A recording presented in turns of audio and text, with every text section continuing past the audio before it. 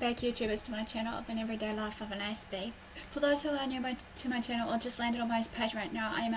AspieAnswersAll, and that I am all about here to share with you all about my everyday life struggles and life stories with some mental illnesses, along with the condition of Asperger's syndrome, as well as some tips, advice and support for you all to share with you about my life journey so far with these everyday topics that I have addressed that you may want answers to. I'm here today to share with you all some bits and pieces of information that I've forgotten to add based on the series of intrusive thoughts that will be coming under the mental health awareness playlist thing versus the mental health intrusive thoughts series, basically on my playlist things that I have gathered up right now on YouTube. I humbly apologise in advance though, basically, as I was so tied up with the other information and other topics that I have shared with you all, basically, that I was looking at, and I obviously have missed a few parts, but as we know, we get tied up within our schedules.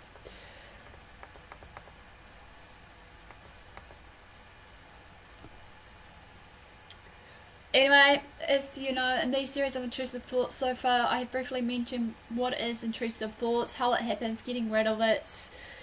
and many more. So basically, hang tight, there will be many more for you to actually follow step by step, you know, when I go through these in order for you in my playlistings. But with some of the ones in mind that I've already done so far, I'll hopefully to go into further detail that are there, that I want to address to you all, to share with you all, so that you can gain a better understanding basically of it all, as well as sharing some parts briefly about my life story that may correlate to some of these parts of the intrusive thoughts or other topic that will be addressed in my everyday life stories, to gain a better understanding about me in general behind these masks of these conditions that I've shared with you all, as well as answering any questions that you may be thinking to yourselves right now. So look no further, as AspieAnswersAll will do her best to answer these questions, thoughts and more to you all right now, and that the answers to your questions hopefully will ease your mind a bit and give you guys clarity and light to what it is all about. As you are aware that there are many different types of intrusive thoughts that will come to light later on in the piece of what they are and the types of them versus what causes them, which are the triggers. As you know, many of the videos so far has been into parts and series, as I shared just earlier, basically, and for you all, so that you can follow them step by step, so that it will hope to educate you all, inspire you all, or whatever other reasons that you wish to have for this when you watch these series as I share them along the way. So if any of the signs and symptoms does persist, however, as I share with you all, I shall advise you all to seek professional help for you or your loved one, as we know that with the best treatment, advice and support we can go far. As this is part of my disclaimer to put out there, as I can't stress enough to you all to do this. However, in the very first instance, as I'm no Joe Blogs myself, as I'm an ordinary young woman that struggles like you all in a way of things, but with the right help, support, advice and treatment, that this can be manageable and as well as treatable, along with some that can be preventable. Just bear in mind though, with the stories or life experience that I've been through, is to shed some light that there is help and support out there for you all, and that you're not alone. I shall stress right now also that you don't have to suffer alone. Find someone in whom you can trust it and to talk to them about it, or just to reach out, as I have with you all right now, sharing with you all, reaching out my personal life experiences and whatnot that is close to my heart to share with you all, so that hopefully you can learn a few things along the way of the life lessons, what I've learned, so that you don't make the same mistakes if I've made any in the past, which I regret, that hopefully that will be, you know, of use to you. Basically, also bearing in mind of that though, I'm just hoping basically you all can reach out to someone to talk to for advice, support, encouragement, etc., without feeling judged, criticised, misunderstood, as I do feel your pain, because obviously I've been there, done that, and that I am here to do the best I can to support you all in or outside the channel. So no judgment here, as we are all entitled for our own opinions, as I have shared with you all my opinions, etc. So I thought have the right and freedom to speak, as you have as well. For this channel of mine, that is, I welcome all people from all walks of life, that I hope that we all can accept one another and that we will feel safe and comfortable around each other, well as respecting each other's differences, opinions, beliefs, values and more. So without further ado, let's begin now with this topic called the ones that are suffering with intrusive thoughts. As we know, that there are a lot of reasons to why it happens of these intrusive thoughts of ours, as well as also the causes, as I said more of that later on, of the causes and types of intrusive thoughts. But bear in mind, so as I'm addressing to this part of it, it's almost like a litter or with tips and advice along the way, hopefully, as well as just some form of support. But the main one that may cause the intrusive thoughts stems off from anxiety-like disorders, such as anxiety itself, along with PTSD, OCD, general PCC, and more. Basically, to what I have shared with you in my video of ace and suicidal thoughts, if you haven't done so, I advise you to actually maybe, go and look onto that channel video, so that hopefully you come to life of what I'm sharing with you all right now. That basically, when I came about with my bout of depression and these other disorders, conditions that I'm sharing with you all, that I felt really low on myself, with a series of self-doubts, self-esteem and self-worth running through my mind constantly over and over time to what I was going through in my early teens, and that with that in tow, it didn't have any control over me as I did something about it, and that I am also humble and blessed that I am not a number or statistic, as I shared before, or else I wouldn't be sitting here right now today sharing my all of my personal life stories with you all. For more about what I went through on this, if you want to know more, basically as a form of support or guidance as well, I did a few videos of that, as I shared ace and suicidal thoughts, as well as the anxiety and depression, as well as some other bits as a form of encouragement, part of the videos to gain a better understanding to my story that I did briefly here, which I'm hoping later on though, however, I will be talking more about on the piece of the honesty tag that I haven't done so already about depression and suicide. So keep an eye out for that.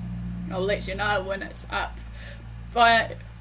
either on my AspieAnswersAll page or just via through Twitter. Either way, wherever you're following me, it should hopefully come up on your notifications. So for anyone that is suffering from intrusive thoughts, however, or know of someone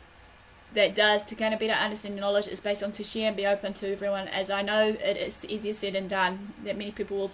kick up a stink with me on that. That's up to us to do so. Yet we need to create this as an awareness along with all the other disorders that we may or may not have heard about. As you know, that this can be so many mixed feelings and emotions that we are faced along the way, what stemmed it from these different disorders that I've shared. Basically, along with these different mental illnesses that we may have, do stem from the intrusive thoughts, that this will also arise from our everyday situations that we may have gone through and faced every day. Hopefully with all the information that I'm going to be giving to you today or sharing with you all, that it will be, like I said, a letter of support and guidance, that it will hopefully help you to overcome this, as well as despite it all, that there is hope and help out there for each and one of us. We're not alone and we can overcome anything in our willpower, but the choice is ours, however, that we should be able to reach out to people no matter what, because at the end of the day we all need some there as a helping hand of support. As you know, intrusive thoughts, or if you don't know, they are usually inappropriate, disturbing and shocking in terms of their way of how the thought patterns come about, of their content, and can cause high levels of anxiety and distress in the person. They then tend to represent the complete opposite of your true intentions, desires and beliefs, and regularly focuses on the things that you find particularly unpleasant and upsetting, regardless of what stemmed it in the first place. Usually anxiety causes initial intrusive thoughts to occur, which constantly raises your level of anxiety. Increasing anxiety causes more of these intrusive thoughts to occur, which raises your level of anxiety even more, a vicious cycle pattern. As we know in life, that no matter what we go through, that sometimes it does test us, and that sometimes there are some repetitive cycles of what we go through while it reads our life. For example, maybe, as I shared before, alcohol abuse, domestic abuse and more. Again, if we have the right treatment and management plan put into place, then we'll be better and healthier in the long run. The longer the cycle goes on, however, the level of the attention that we give to these thoughts, be it suicidal or intrusive thoughts, there are, basically some differences and similarities, but I'll hopefully address those later, as well as just your, general thoughts, basically it will increase that in turn makes you feel that having that increased importance and credibility which you didn't actually have in the first place. Or shall we say, these intrusive thoughts that came into place. You know, these feelings can make you start to question and doubt yourself. For example, you may begin to think that you're a horrible person for having experienced these thoughts. This is definitely not the case. Another classic example I want to address to gain a better understanding to you all right now to what I'm sharing with you all is if you suffer from a traumatic experience such as your partner was abusive to you, or that you had someone in your family sexually violating you as you were growing up, and that you felt that what happened there was all your fault, don't forever think it was. It's not your fault. Some of the things that may have stemmed off for them to perform those duties of their rights basically isn't, you know, your fault, but it stems off from what they see in us basically. But in reality, you know, they're the problem, not us. They're the ones at fault, and that we shouldn't have to ignore them or at least accept this sort of behaviour from them, as well as also making up excuses that we can think of that made them treat us that way in the first place. So stop right there thinking that it's you're not at fault. The fact is though, however, the intrusive thoughts that we feed upon our anxiety and other mental illnesses we may have, which in a great extent of our attention, if we give it to it enough, is extremely cruel and can lead them to them becoming more obsessive to our thoughts, attitudes and behaviours about ourselves and others around us, that will then in turn, if we choose to, based on our everyday choices, take hold of us, resulting in you feeling that you're losing your mind, making you look or sound really crazy and mental, or that your brain is short-circuiting, sending wrong messages to you as you're, you know, focusing on what you need to do. As we know though, however, that there will always be some strong thoughts about these, and that we need to remember on how we are going to deal with them in the first place. As we do we want to give in to these thoughts and actually let that win, or do we want to challenge them and actually, you know, challenge it by, you know, the words, like I say, challenge you. Also, we need to know that no matter what, the brain is a powerful tool that can make us or break us based on our everyday thoughts and choices that we have to make. Therefore, as a consequence that is following of these intrusive thoughts that we may have, there is usually a very strong urge for us to ruminate over them over and over again, constantly, you know, thinking in that brain of ours, basically ruining us, well, not ruining us as such, but just to the point where our mind is racing 90 miles a minute and it can't stop to process what has happened.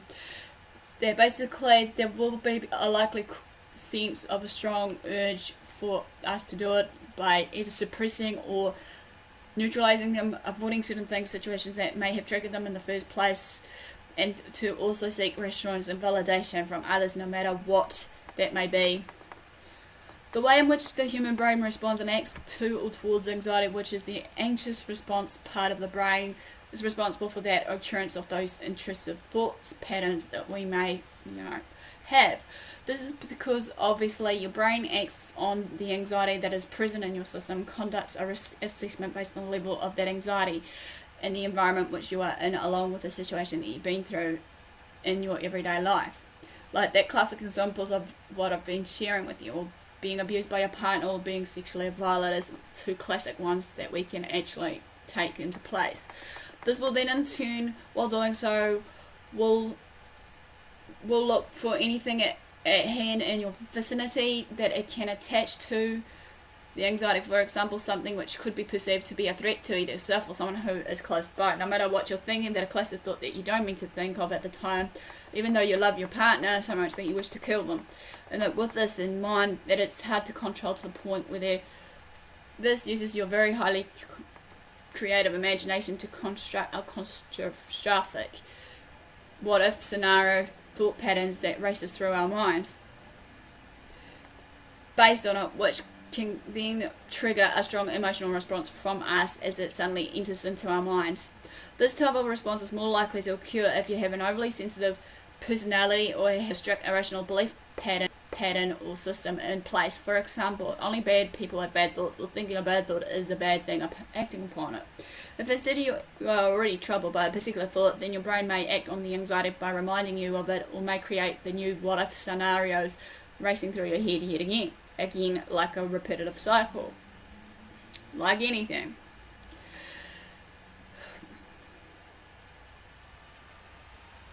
After experiencing many of these thoughts, however, you may start to develop a conscious fear of what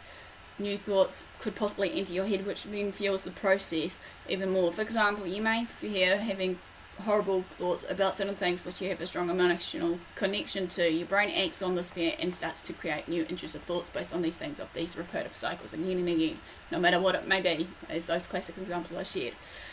It is the emotional response that you have to have these thoughts which attracts your attention to them and causes your level of anxiety to arise. This in turn triggers the response, causing more of these thoughts to occur. To clarify to gain a better understanding of what I'm sharing with you, or to make it really strong and stick to you guys, is basically the thoughts themselves are not the problem. They are normal part of the anxious response that we have inside our brains. It's basically our reaction to them which is actually the problem. Again, this is one part of the brain that causes these responses, and that is the amygdala, if I'm responding this right, forgive me. This is a primitive part of the brain which is responsible for the anxiety response. As we know that there are many different parts of the brain, however, that, does different functions and uses to cause a response or reaction of some kind. It is vital, though, however, that we need to understand that it only responds to feelings and emotions. It doesn't respond to logical reason of the one that I just addressed to you all. Therefore, in order to stop the amygdala from performing the anxious response, you need to reduce your level of anxiety, which means you need to change the emotional response that you're having to these thoughts to more of a neutral response, which in turn, in the next piece, which will be a method which hopefully will able to achieve this, to be explained more, and hopefully in turn will be good enough for you to follow it step by step. Well, basically this ends basically the first part. For anyone that's suffering from intrusive thoughts, give me the like for thumbs up for support if you've been watching my channel, as well as just basically showing that you're engaging. Feel free to subscribe to my channel for daily, weekly vlogs. Feel free to also share my videos around to family and friends that you feel that some of the topics that I'm sharing right now should be of use to anyone that you feel right now.